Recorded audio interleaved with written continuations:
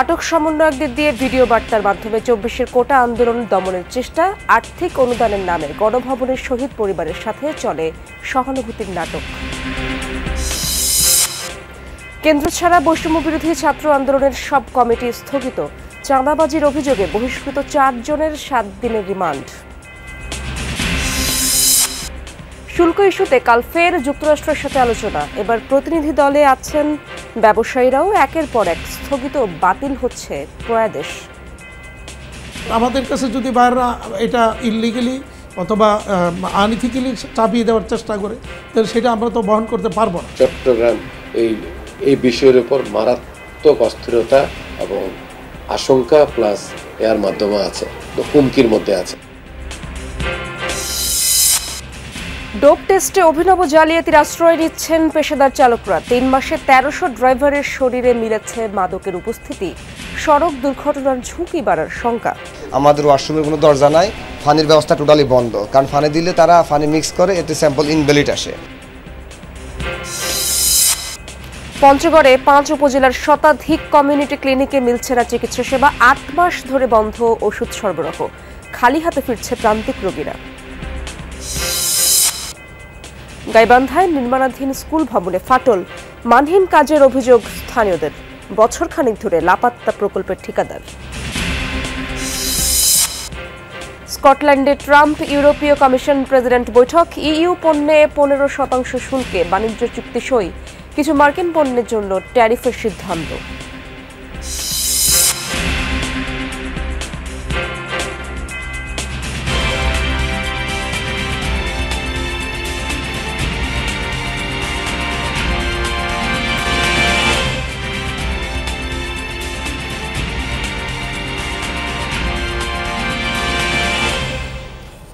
আমন্ত্রণ যমুনা নিউজে, আপনাদের সঙ্গে আছি আমি ইশরাত জাহান। এতক্ষণ শিরোনামগুলো দেখছিলেন। সমন্বয়করা হেফাজতে থাকা অবস্থায় ভিডিও বার্তা দিয়ে কর্মসূচি প্রত্যাহারের কথা বলে ২৮ জুলাই ২০২৪-এ এরপরই জনমনে দানা বাঁধতে থাকে নানা ধরনের শঙ্কার। অনেকেই মনে করছিলেন আন্দোলন বন্ধ করতে জোর করে দেওয়া হচ্ছে এমন বার্তা, যা নিয়ে সমালোচনা হয় সামাজিক যোগাযোগ মাধ্যমে। এদিকে মোবাইল ইন্টারনেট ১০ দিন পর চালু হয়।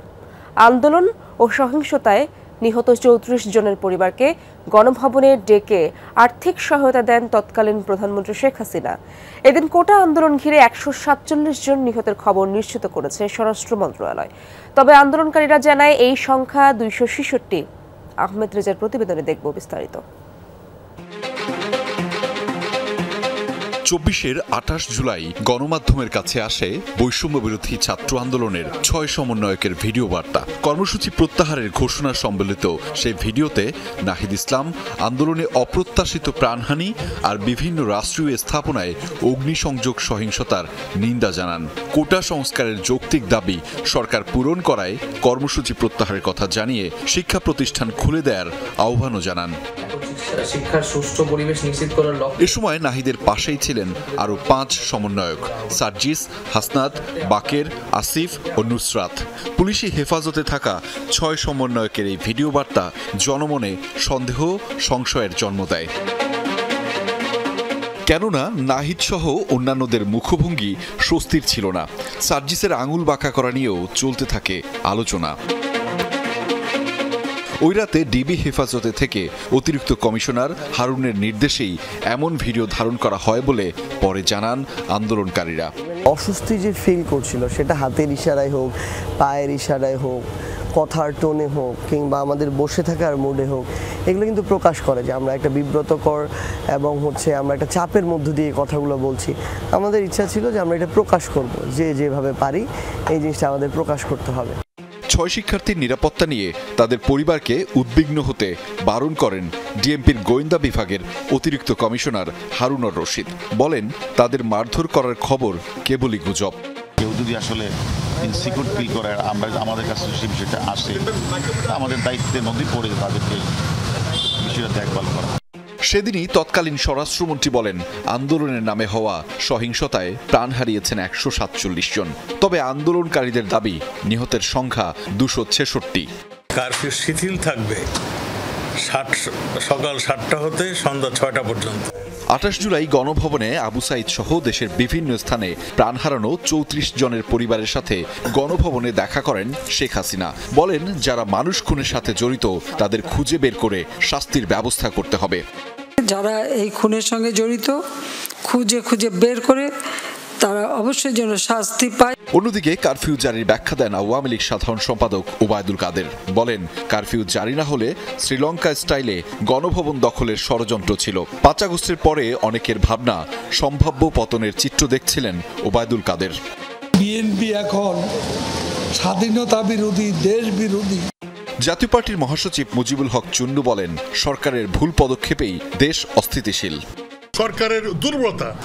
জোর করে আন্দোলনকারীদের দিয়ে ভিডিও বার্তা দেওয়ার কৌশল অবশ্য কাজে আসেনি। উল্টো সাধারণ মানুষ আরও দৃঢ়তার সাথে রুখে দাঁড়ায়। ভেতরে প্রচণ্ড ক্ষোভ নিয়ে জানান প্রতিবাদ।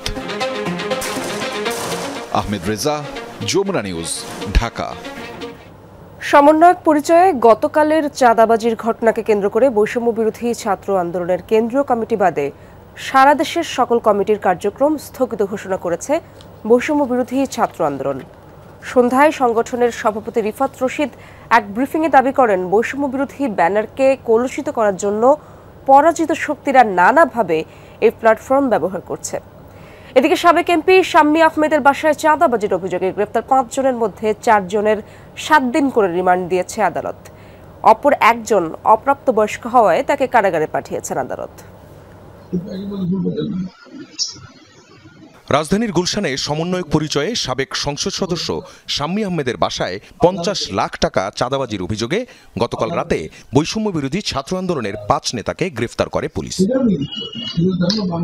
এদিকে সাংগঠনিক নীতিমালা ভঙ্গের অভিযোগে গত রাতেই জানাজানির পর 3 জনকে বহিষ্কার করেছে বৈষম্য বিরোধী ছাত্র আন্দোলন। এছাড়া চাঁদাবাজিতে জড়িত থাকার অভিযোগে বহিষ্কার করা হয় গণতান্ত্রিক ছাত্র সংসদের 2 সদস্যকে।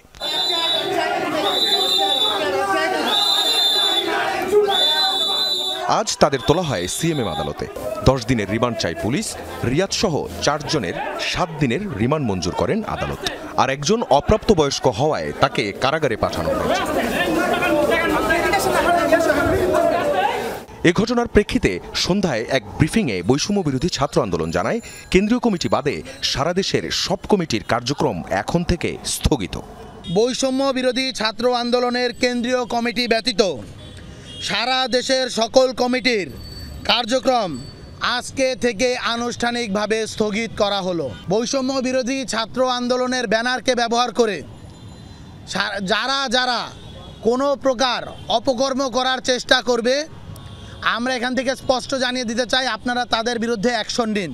যারা অনৈতিক কাজ করবে তাদের বিরুদ্ধে আইনানুগ ব্যবস্থা নিতে আইন শৃঙ্খলা রক্ষাকারী বাহিনীর প্রতি আহ্বান বৈষম্য বিরোধী ছাত্র আন্দোলনের। আইনের প্রতি শ্রদ্ধাশীল থেকে আমরা আখলাকুস সাফা, যমুনা নিউজ, ঢাকা।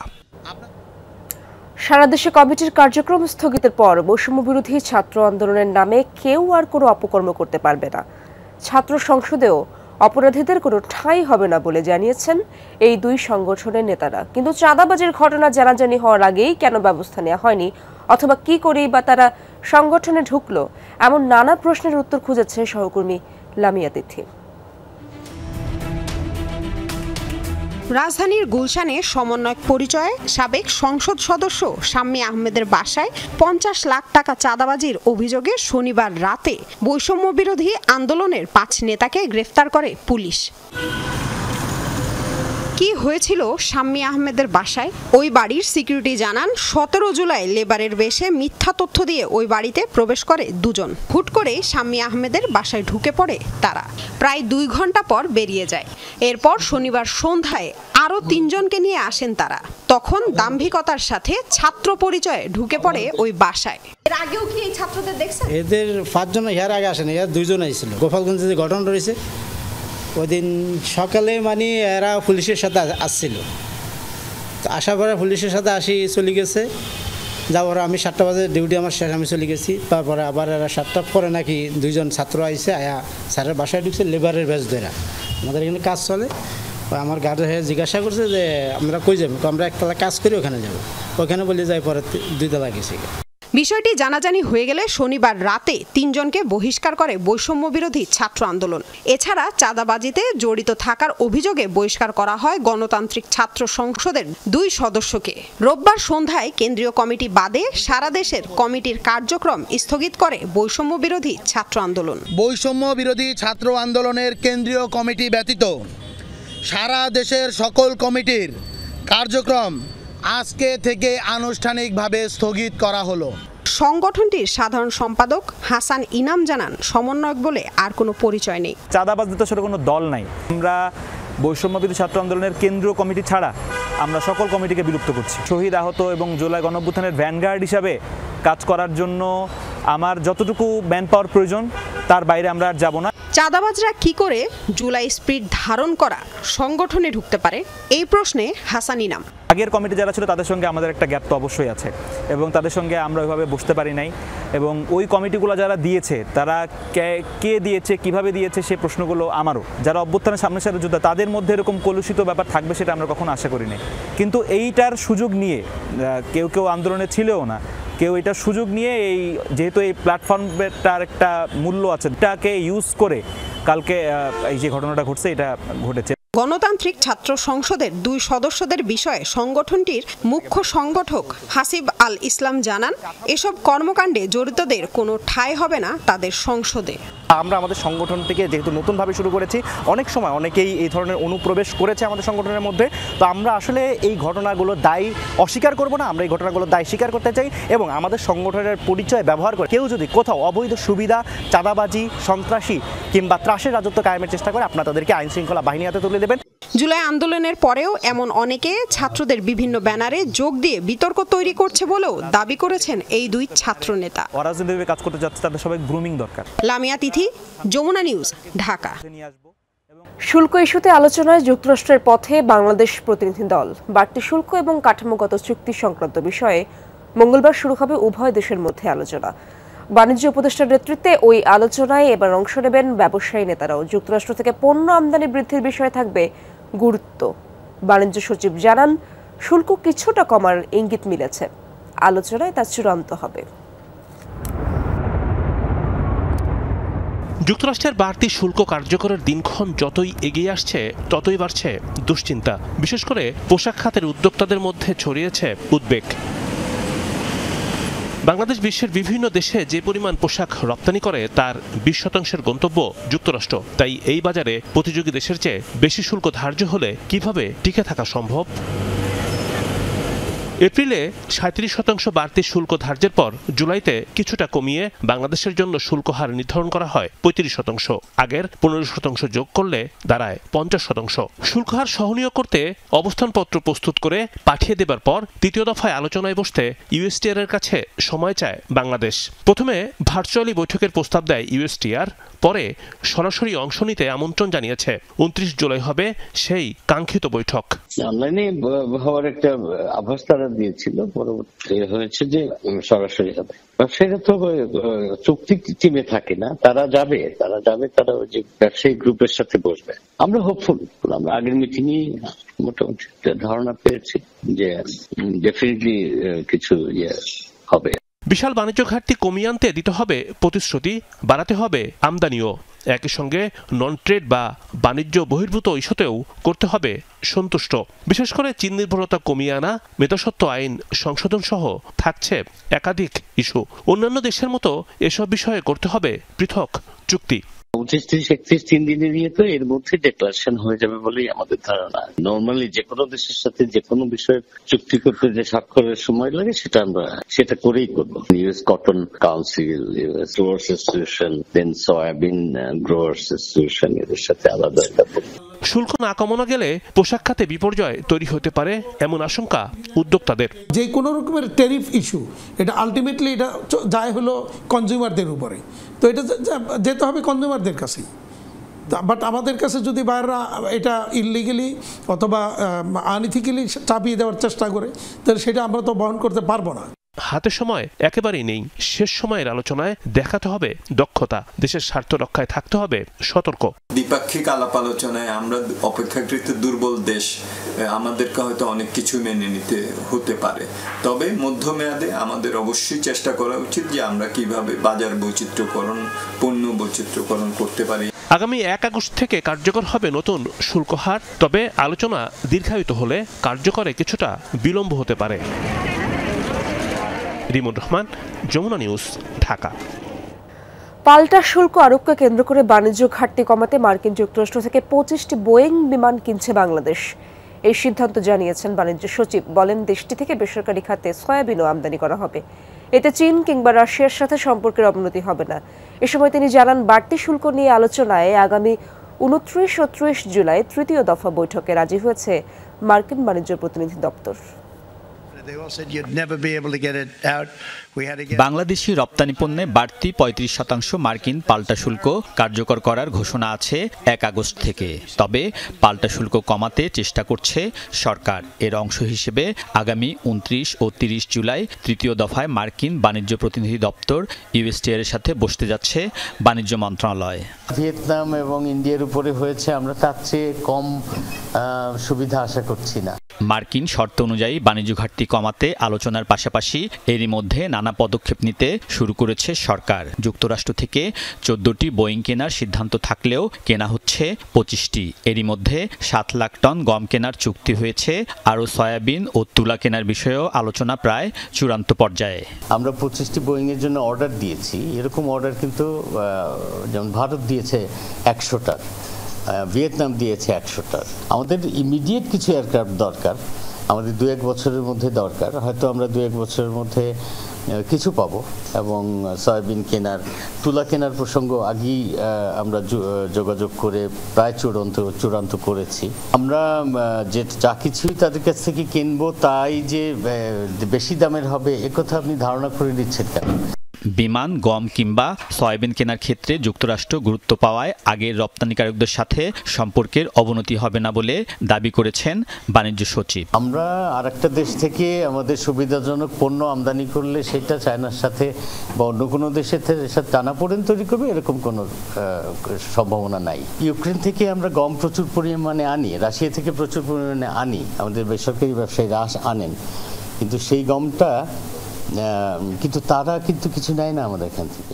যুক্তরাষ্ট্রের পাল্টা শুল্কে চাপে আছে চীন, সেখান থেকে উৎপাদন স্থানান্তর হতে পারে। এর সুবিধা নিতে পারে বাংলাদেশ। আমাদের এখানে তো নতুন নতুন ফ্যাক্টরি হবে। আলমগীর স্বপন, যমুনা নিউজ, ঢাকা। কঠিন সংকটে চট্টগ্রামে তৈরি পোশাক শিল্প খাতের রপ্তানিকারকরা যুক্তরাষ্ট্রের 35% পাল্টা শুল্ক আরোপের পর একের পর এক স্থগিত ও বাতিল হচ্ছে ক্রয়াদেশ। শতভাগ যুক্তরাষ্ট্র রপ্তানি করে এমন গার্মেন্টসের 70% চট্টগ্রামে। ফলে এই সিদ্ধান্তের প্রভাবও বেশি বন্দরনগরীতে। যুক্তরাষ্ট্রের একটি প্রতিষ্ঠানের জন্য $15 লাখ স্পোর্টসওয়্যার রপ্তানির প্রস্তুতি নিচ্ছিল চট্টগ্রামের এই তৈরি পোশাক কারখানাটি। কিন্তু 1 আগস্ট থেকে বাংলাদেশের পণ্যের উপর যুক্তরাষ্ট্রের 35% পাল্টা শুল্ক কার্যকরের ঘোষণার পর ক্রয়াদেশ স্থগিত করে দেয় মার্কিন ক্রেতা প্রতিষ্ঠানটি। ওরা করেছে কি, যে অর্ডারগুলো ওরা প্লেস করে চলেনি, যেগুলো আমরা আগামী অগাস্টে গিয়ে অথবা সেপ্টেম্বরে গিয়ে প্রোডাকশনে যাওয়ার কথা ছিল, সেই অর্ডারগুলো ওরা বলছে তোমরা একটু অপেক্ষা করো, আমরা দেখি কি হয়। বাংলাদেশ থেকে যুক্তরাষ্ট্রে রপ্তানি হওয়া মোট গার্মেন্টস পণ্যের প্রায় অর্ধেক যায় চট্টগ্রাম থেকে। এখানকার অন্তত 250 কারখানা সরাসরি যুক্তরাষ্ট্রে রপ্তানি করে থাকে। ট্রাম্প প্রশাসনের পাল্টা শুল্ক হার ঘোষণার পর চট্টগ্রামের অনেক কারখানার ক্রয়াদেশ স্থগিত হওয়ায় উদ্বিগ্ন রপ্তানিকারকরা। চট্টগ্রামের ফ্যাক্টরিগুলো 75%, সুতরাং চট্টগ্রাম এই বিষয়ের উপর মারাত্মক অস্থিরতা এবং আশঙ্কা প্লাস এর মাধ্যমে আছে, হুমকির মধ্যে আছে। ক্ষতি হচ্ছে এই কারণে যে আবার কতদিনে শুরু করতে পারছি, কারণ আমার গুডস তো আমার ইনহাউস আছে, সেটা যদি প্রোডাকশনে যেতে না পারে তাহলে আমার প্রোডাকশনে একটা গ্যাপ পড়বে। সেক্ষেত্রে আমি কিভাবে করে লসটা কাভার করব।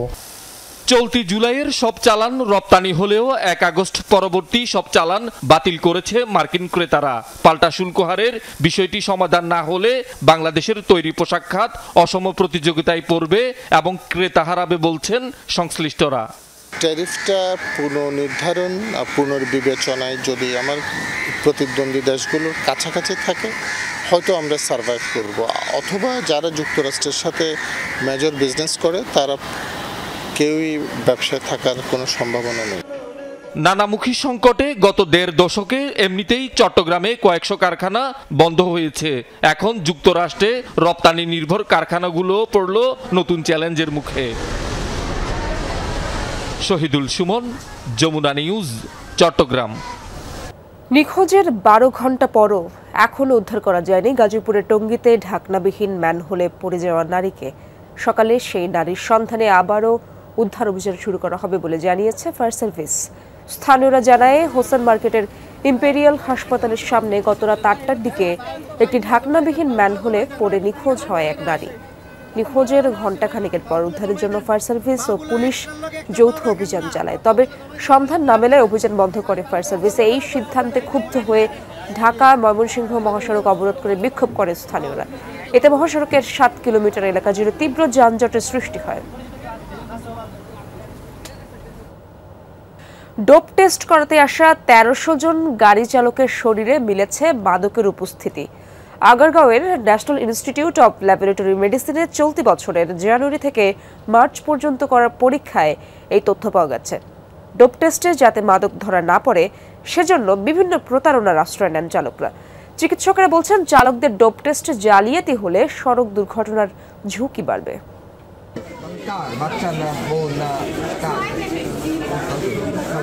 ডোপ টেস্ট করতে এসেছেন এই ৪ ব্যক্তি। নমুনা দেওয়ার আগে তাদের শরীর তল্লাশি চালায় প্রতিষ্ঠানের কর্মীরা। মূত্র পরীক্ষায় মাদক ধরা পড়ার ভয়ে বাড়ি থেকে ভিন্ন পাত্রে পরিবারের অন্য সদস্যদের মূত্র এনেছেন ৩ জন। একজন এনেছেন ডাবের পানি। আপনি ইউরিনটা দিবেন না কেন? আরেকজনটা কেন আনছেন সেটা বলেন। ন্যাশনাল ইনস্টিটিউট অব ল্যাবরেটরি মেডিসিনে প্রায়ই এই ধরনের জালিয়াতি ধরা পড়ে। আপনি আসছেন ডোপ টেস্ট করতে, আপনার নেশা করি কিনা আর নেশা জিনিস পকেটে নিয়ে আসছেন, ফাজলামো করেন। মাদক পরীক্ষার জন্য আসা অনেকের কাছে পাওয়া যায় মাদকও। ২০২২ সাল থেকে এই সেন্টারে ডোপ টেস্ট হয়। জালিয়াতির কারণে চালকদের তল্লাশি করে নমুনা নেওয়া হয়। তারা বাইরে থেকে ওইভাবে সেট আপ দিয়ে আসে যে একজন আরেকজনের ইউরিন দিবে, এই জন্য যাতে না হয় আমাদের ওয়াশরুমের কোনো দরজা নাই, ফানির ব্যবস্থা টোটালি বন্ধ। কারণ ফানি দিলে তারা ফানি মিক্স করে, এতে স্যাম্পল ইনভ্যালিড আসে, এতে আপনার তাদেরও সমস্যা আমাদেরও সমস্যা। তা আমরা চেষ্টা করি সর্বোচ্চভাবে যাতে সঠিকভাবে মান নিয়ন্ত্রণ করে যাতে আমরা চেষ্টা করতে পারি। সারা দেশের মধ্যে এই সেন্টারেই সবচেয়ে বেশি ডোপ টেস্ট হয়। চলতি বছরের জানুয়ারি থেকে মার্চ পর্যন্ত ৩ মাসে ২০,০০০-এর মতো টেস্ট হয়েছে। ১৩০০ জনের মূত্র পরীক্ষায় ধরা পড়েছে মাদক। ড্রাইভিং করবে তার উপরে কতজন মানুষের ভাগ্য, সম্মানের সাথে বলতেছি, এবং সবার জন্য প্রযোজ্য। অনেকেই এই ড্রাগ নেয়। চালকদের নতুন ড্রাইভিং লাইসেন্স ও নবায়নের জন্য প্রয়োজন হয় ডোপ টেস্ট। এজন্য জেলা সদর হাসপাতাল এবং national institute of laboratory medicine সহ ঢাকার ৮টি প্রতিষ্ঠানের তালিকা দেয় বিআরটিএ। তবে তদারকির ব্যবস্থা না থাকায় সহজেই নেগেটিভ রিপোর্ট পেয়ে যাচ্ছেন মাদক গ্রহণকারীরা। সবার তো এই সক্ষমতা নাই। আর আমাদের হাসপাতালে যখন স্ট্রাকচার বা অর্গানোগ্রাম তৈরি করা হয় তখন তো আসলে এই ডোপ টেস্টের ব্যাপারটা বাদ দিয়ে অর্গানোগ্রাম তৈরি করা হয়। অর্গানোগ্রামে তো রাখা হয় নাই যে ডোপ টেস্টে বা টয়লেট পাহারা দেওয়ার জন্য একজন, তাহলে 3 জনকে পদ সৃজন করতে হবে। ২০২২ সালের পর থেকে এ পর্যন্ত ন্যাশনাল ইনস্টিটিউট অব ল্যাবরেটরি মেডিসিনে ডোপ টেস্ট হয়েছে ৩,১৩,০০০-এর বেশি। এর মধ্যে মাদক ধরা পড়েছে ১৭,০০০ নমুনায়। হাসান মিসবা, যমুনা নিউজ, ঢাকা। প্রান্তিক পর্যায়ের মানুষের স্বাস্থ্যসেবার ভরসাস্থল কমিউনিটি ক্লিনিক, তবে সেখানে মিলছে না ওষুধ। পঞ্চগড়ের ১১০টি কমিউনিটি ক্লিনিকের বেশিরভাগ জায়গায় প্রায় ৮ মাস ধরে বন্ধ ওষুধ সরবরাহ। খালি হাতে ফিরছেন রোগীরা। দ্রুতই সমস্যা সমাধানের আশ্বাস সিভিল সার্জনের। সরকারিভাবে স্বাস্থ্যসেবা বিনামূল্যে পাওয়া যায় জ্বর, সর্দি, কাশি, মাথা ব্যথা সহ নানা রোগের ২৭ ধরনের ওষুধ। তবে পঞ্চগড় সদরের দাড়িকামারি কমিউনিটি ক্লিনিকে প্রায় ৮ মাস ধরে বন্ধ বেশিরভাগ ওষুধ সরবরাহ। খালি হাতে ফিরছেন রোগীরা। আয়রন, ভিটামিন এগুলো আমরা এখান থেকে নিয়ে যাই। এখন তো ওষুধ নাই, এখানে আসি আবার ঘুরে ঘুরে চলে যাই। অনেক মানুষ আসতো, ওষুধ নিত, ভিড় হইতো। এখন তো ভিড়ও নাই, ওষুধও পাওয়া যায় না। কম বেশি একই চিত্র 5 উপজেলার 110টি কমিউনিটি ক্লিনিকেই। মিলছে না বিনামূল্যের ওষুধ, শুধু পরামর্শ আর ব্যবস্থাপনা পত্র দিয়ে রোগীদের পাঠিয়ে দেওয়া হচ্ছে স্বাস্থ্য কমপ্লেক্সে। এখন যে ওষুধ দেওয়া হয় না, এখন আমাদের অনেক দূরে যাইতে হয়, পঞ্চগড়ে যাইতে হয়। ওষুধ পাওয়া এক রকমের খুব দুরূহ ব্যাপার হয়ে গেছে এবং অনেক মানুষ আজকে সকাল থেকেও এসে ফেরত চলে গেল ওষুধের জন্য। কমিউনিটি ক্লিনিক সংশ্লিষ্টরা বলছেন, গেল বছরের নভেম্বর থেকে ওষুধের সংকট, কোনো রকমে সেবা দিয়ে যাচ্ছেন তারা। কয়েক মাস যাবত আমাদের এখানে কোনো ওষুধ সরবরাহ নাই, যে কারণে স্বাস্থ্যসেবা দিতে আমাদের অনেক বেগ পেতে হচ্ছে। কমিউনিটি ক্লিনিকে ওষুধ সরবরাহ করে আমাদের স্বাস্থ্যসেবা ত্বরান্বিত করার জন্য আকুল আবেদন জানাচ্ছি। সিভিল সার্জন জানালেন, জেলা সদর ও তেঁতুলিয়ায় ওষুধের সংকট সবচেয়ে বেশি। বিষয়টি জানানো হয়েছে ঊর্ধ্বতন মহলে। পঞ্চগড় সদর উপজেলা এবং তেঁতুলিয়া উপজেলায় আমরা এই ওষুধের একটা চরম সংকটে ভুগছি। ইন দ্য মিন টাইম আসলে আমাদের এই সপ্তাহে আমাদের জন্য পঞ্চগড় সদর উপজেলার জন্য 5টি কার্টুন ওষুধ আমাদের বরাদ্দ করেছে। আমরা আসলে এখন এই ওষুধটা পাইনি, হয়তো 2 দিনের মধ্যে পেয়ে যাব। শুধু পঞ্চগড় নয়, দেশের বিভিন্ন স্থানেও কমিউনিটি ক্লিনিকে ওষুধ মিলছে না বলে জানা গেছে। জারিন অর্নি, যমুনা নিউজ। সমস্যায় জর্জরিত কুড়িগ্রামের ইনস্টিটিউট অফ হেলথ টেকনোলজি। সরকারি এই প্রতিষ্ঠানটিতে নেই অধ্যক্ষ। জনবল সংকট সহ নানা সমস্যা তো রয়েছেই, দ্রুত সমাধান চায় শিক্ষার্থী ও অভিভাবকরা। প্রতিষ্ঠান সংশ্লিষ্টরা বলছেন, মন্ত্রণালয় থেকে আশ্বাস মিলেছে। 2022-23 শিক্ষাবর্ষে 2টি বিভাগ নিয়ে কুড়িগ্রামে চালু হয় institute of health technology IHT। Medical technologist হিসেবে ডিপ্লোমা ডিগ্রি অর্জন করতে ল্যাবরেটরি মেডিসিন এবং রেডিওগ্রাফি বিভাগে 3টি সেশনে ভর্তি 150 জন শিক্ষার্থী। সারা দেশে প্রথম বর্ষের রেজিস্ট্রেশনের তারিখ শেষ হলেও এই প্রতিষ্ঠানের শিক্ষার্থীদের রেজিস্ট্রেশন হয়নি। এতে 1 বছর পিছিয়ে পড়ার সংখ্যায় 50 শিক্ষার্থী। রেজিস্ট্রেশনের জন্য যে একটা নোটিশ আছে, সেটা নোটিশ পর্যন্ত আমরা পাই নাই, যার কারণে আমাদের রেজিস্ট্রেশনটা এখনো হয়নি। অন্যান্য আইএসটিতে আমরা খোঁজ নিয়েছি, তাদের সিলেবাস শেষ। এখন পর্যন্ত আমাদের আইএসটিতে একটিমাত্র ক্লাস হয় নাই রেডিওগ্রাফির। টিচার নাই আমাদের, তারপরে হচ্ছে আমাদের ল্যাব নাই, আমরা হচ্ছে টেকনোলজিস্ট, আমাদের কোনো কিছু পাচ্ছি না আমরা ঠিকঠাকভাবে। সন্তানদের ভবিষ্যৎ নিয়ে দুশ্চিন্তায় অভিভাবকরা। পাঠদানের তাদের ব্যাহত হচ্ছে, এখানে প্রিন্সিপাল নাই। তা আমরা আশা রাখবো অনতিবিলম্বে সরকার এবং যথাযথ কর্তৃপক্ষ এখানে একজন প্রিন্সিপাল নিয়োগ দিবেন। চালু হলে আমাদের এই এলাকায়, মঙ্গা কবলিত এলাকা, আমরা আশা করতেছি এখানে ব্যবসা বাণিজ্য, কর্মসংস্থান বাড়বে। আবাসিক হল থাকলেও তা কেবল নামমাত্র, নেই পর্যাপ্ত সুযোগ সুবিধা। নিরাপত্তার সমস্যা, তারপরে পানি বিদ্যুতের সমস্যা, তৈজসপত্রের সমস্যা, মেয়েদের বিশেষ বজ্র ব্যবস্থাপনার সমস্যা। রাতে সন্ধ্যা হলে আমাদের ক্যাম্পাসের চারপাশে শিয়াল ডাকাডাকি করে। ক্যাম্পাসের ভিতরে ঢুকলে মনে হয় না এটা আমাদের ক্যাম্পাস, মনে হয় এটা কোনো একটা জঙ্গলে আমরা বসবাস করি। পদ থাকলেও প্রতিষ্ঠানে নিয়োগ পাওয়া শিক্ষক মাত্র 1 জন, বাকিরা অতিথি শিক্ষক। তারা জানালেন, অধ্যক্ষ না থাকায় প্রতিষ্ঠানের অর্থনৈতিক কোড নেই, ফলে শিক্ষার্থীদের পড়তে হচ্ছে নানামুখী সমস্যায়। প্রিন্সিপাল মহোদয় না থাকার জন্য আমাদের কার্যক্রম কিছুটা ব্যাহত হয়েছে। আমরা ঊর্ধ্বতন কর্তৃপক্ষের সাথে এ বিষয়ে অবহিত করেছি। ওনারা আমাদের আশ্বাস দিয়েছেন যে দ্রুত এই সমস্যার সমাধান করবেন। সারা দেশে এমন 23টি প্রতিষ্ঠান রয়েছে। এখান থেকে ডিপ্লোমা ডিগ্রি নিয়ে মেডিকেল টেকনোলজিস্ট হিসেবে সরকারি বেসরকারি হাসপাতাল ও ক্লিনিকে সেবা দিয়ে থাকে পাশ করা শিক্ষার্থীরা। সাবরিনা লিজা, যমুনা নিউজ। এহসান, এখন আবহাওয়ার কি অবস্থা সেখানে? ভাঙা বেড়িবাঁধ কি মেরামত করা গেছে কিনা? গত রাত থেকে বৃষ্টি নেই এখন পর্যন্ত, তবে কোমল হয়ে আছে, যে কোনো মুহূর্তে হয়তো বৃষ্টি হতে পারে। তো আর আপনি যেটি বললেন বেড়িবাঁধের কথা, বেড়িবাঁধ সংস্কার খুব দ্রুত সম্ভব না আসলে, যে হারে ভাঙছে প্রত্যেকটি পয়েন্টে। আমি অবশ্যই এই মুহূর্তে আছি হচ্ছে কুতুবদিয়ার দক্ষিণ দুরুম এবং কয়ার বিলির সীমান্তবর্তী স্থানে, যেখানে আপনি নিশ্চয়ই দেখতে পাচ্ছেন বেড়িবাঁধ রক্ষার জন্য যে জিও ব্যাগ দেওয়া হয়েছিল, সেই জিও ব্যাগ থেকে মাটি সরে গিয়ে একেবারে জিও ব্যাগগুলো সাগরের পানির সাথে এখানে মাটির সাথে মিশে গেছে। তো এই অবস্থা কিন্তু পুরো দ্বীপের বিভিন্ন জায়গায় যেসব এলাকায় জিও ব্যাগ দেওয়া হয়েছে বাঁধ রক্ষার জন্য, সেই জিও ব্যাগগুলো এভাবে কিন্তু একেবারে ছিঁড়ে যাচ্ছে এবং মাটি বালি সরে যাচ্ছে।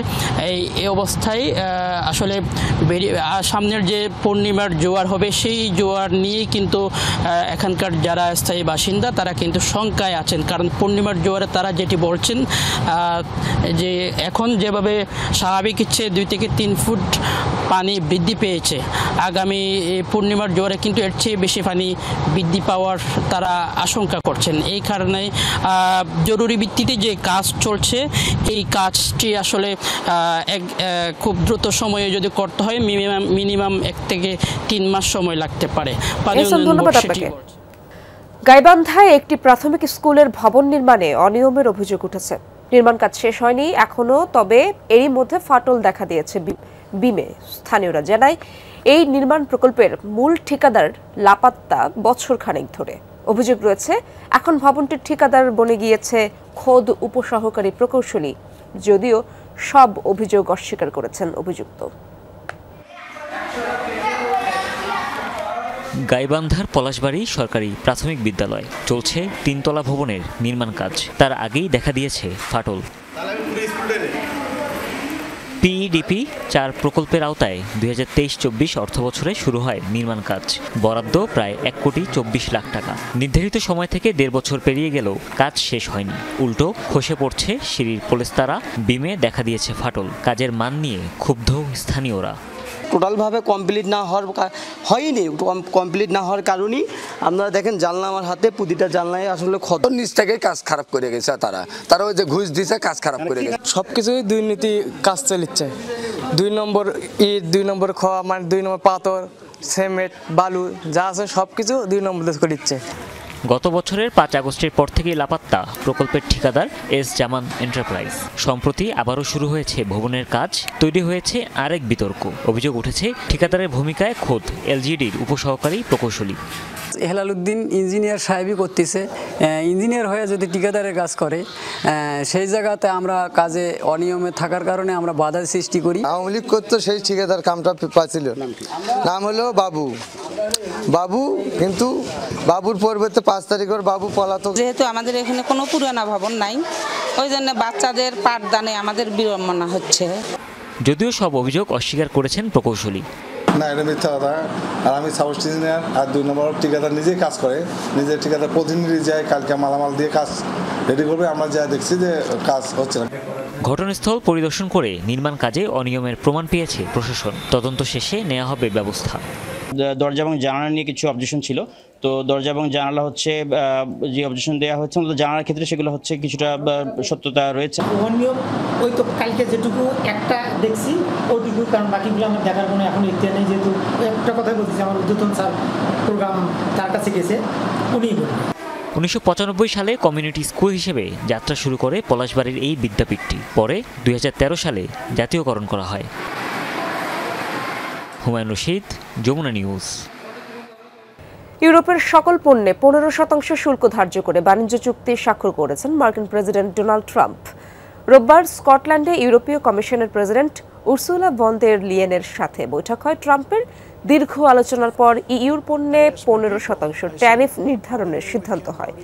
এর আগে ইউরোপের সকল পণ্যে 30% শুল্ক আরোপের হুমকি দিয়েছিলেন মার্কিন প্রেসিডেন্ট, তবে দ্বিপাক্ষিক আলোচনায় অবশেষে তা অর্ধেকে নেমে আসে। বিপরীতে কিছু মার্কিন পণ্যে 0% শুল্ক রাখার সিদ্ধান্ত জানান ইউরোপীয় কমিশন প্রেসিডেন্ট।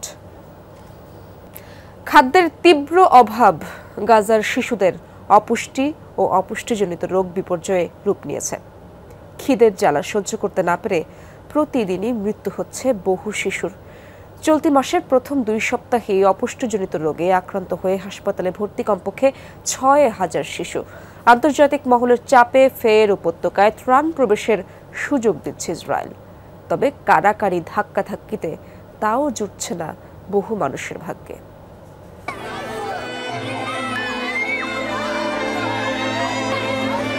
ক্ষুধার সামনে অর্থহীন পৃথিবীর সবকিছু। গুলি বোমার ভয় তুচ্ছ করে অবরুদ্ধ গাজাবাসীর লড়াই এখন ক্ষুধার যন্ত্রণার সাথে। নিষ্পাপ শিশুদের এক একটি চোখ যেন অনাহারে অথই সমুদ্র। জাতিসংঘের শিশু বিষয়ক কমিশন ইউনিসেফ জানিয়েছে, বিপর্যয়ের পর্যায়ে পৌঁছেছে গাজার শিশুদের অপুষ্টির মাত্রা। সম্প্রতি একটি সাক্ষাৎকারে সংস্থার মুখপাত্র বলেন, গেল জুনে পুরো মাস জুড়ে অপুষ্টিজনিত কারণে হাসপাতালে ভর্তি হয় প্রায় ৬,৫০০ শিশু। কিন্তু জুলাইয়ে কেবল প্রথম 2 সপ্তাহেই হাসপাতালে ভর্তি শিশুর সংখ্যা অন্তত ৫,০০০। অপুষ্টি নিয়ে প্রতিদিন হাসপাতালে ভর্তি হচ্ছে ৩৫০-র বেশি শিশু।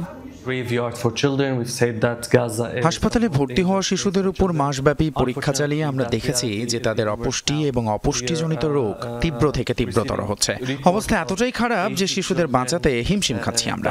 বিশেষ করে যুদ্ধবিরতির পর অপুষ্টিজনিত শিশু মৃত্যুর হার চরম আকার ধারণ করেছে। আমাদের কাছে খাদ্যের যে মজুদ আছে তা দিয়ে আমরা আর কয়েক সপ্তাহ চলতে পারবো। আন্তর্জাতিক চাপে বাধ্য হয়ে ফের গাজায় ত্রাণ প্রবেশের সুযোগ দিচ্ছে ইসরায়েল। ক্যারেম শ্যালম সীমান্ত দিয়ে ১২০০ মেট্রিক টনের বেশি খাদ্য সামগ্রী নিয়ে মিশর থেকে গাজার দক্ষিণাঞ্চলে প্রবেশ করছে শতাধিক ত্রাণবাহী ট্রাক। এছাড়াও এয়ারড্রপে সংযুক্ত আরব আমিরাত ও জর্ডানের ত্রাণবাহী প্যারাশুট ও বিমানের মাধ্যমে বেইত লাহিয়া সহ গাজার বিভিন্ন অঞ্চলে ফেলা হয়েছে প্রায় ২৫ টন খাদ্য সামগ্রী। কিন্তু অভুক্ত মরুভূমিতে এ যেন এক আজলা জল। দীর্ঘ অপেক্ষার পর দুমুঠো খাবারের সন্ধান পেয়ে যেন উন্মাদ গাজাবাসীরা। দীর্ঘ অপেক্ষা ও ব্যাপক কারাকারির পরও ত্রাণ ছাড়াই ফিরে যাচ্ছে বহু অনাহারী মানুষ। আজকে সারাদিন কিছুই খাইনি আমরা। ঠেলাঠেলির মাঝে ট্রাক থেকে কোনো রকমের ত্রাণ সংগ্রহ করতে পারিনি।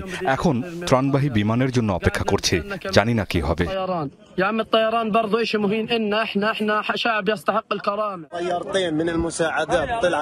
খাবার নিয়ে 2টি বিমান এসেছিল, সেখান থেকে কিছুই পাইনি আমরা। বিমান যেদিকে ত্রাণ ফেলছিল আমরা সেদিকে দৌড়েছি। তারা মানুষ যেখানে জড়ো হয়েছিল তার থেকেও আনুমানিক 3 কিলোমিটার দূরে ত্রাণ ফেলেছে। পরিস্থিতি খুবই কঠিন। বহুদিন পর আবারও গাজায় হতভাগা মানুষের ভাগ্যে জুটছে একটুখানি খাবার। তবে ঠিক কতদিন এ সরবরাহ বহাল রাখতে দিবে বর্বর ইসরায়েল তা নিয়ে নিশ্চিত নয় কেউই। সাবরিনা নুসরাত, যমুনা নিউজ। বাশার আল আসাদের পতনের পর সিরিয়ায় প্রথমবারের মতো অনুষ্ঠিত হতে যাচ্ছে জাতীয় নির্বাচন। রোববার রাষ্ট্রীয় সংবাদ মাধ্যম সানাকে এই তথ্য জানিয়েছেন হায়ার পিপলস অ্যাসেম্বলি নির্বাচনী কমিটির চেয়ারম্যান মোহাম্মদ তাহা আল আহমদ। তিনি বলেন, আগামী 15 থেকে 20 সেপ্টেম্বরের মাঝে অনুষ্ঠিত হবে ভোট। পার্লামেন্টের 210টি আসনের মধ্যে 1/3 আসনের মনোনয়ন দেবেন প্রেসিডেন্ট আহমেদ আল শারা। বাকিগুলো নির্বাচিত হবে পরোক্ষভাবে। নির্বাচন পরিচালনার কাজে অন্তত 20% নারীর অংশগ্রহণ থাকবে বলেও জানান নির্বাচনী কমিটি প্রধান। পুরো নির্বাচনী কার্যক্রম আন্তর্জাতিক সংস্থার পর্যবেক্ষণে সংগঠিত হবে। দর্শক, এই ছিল যমুনা নিউজে। এতক্ষণ যারা সঙ্গে ছিলেন সবাইকে ধন্যবাদ।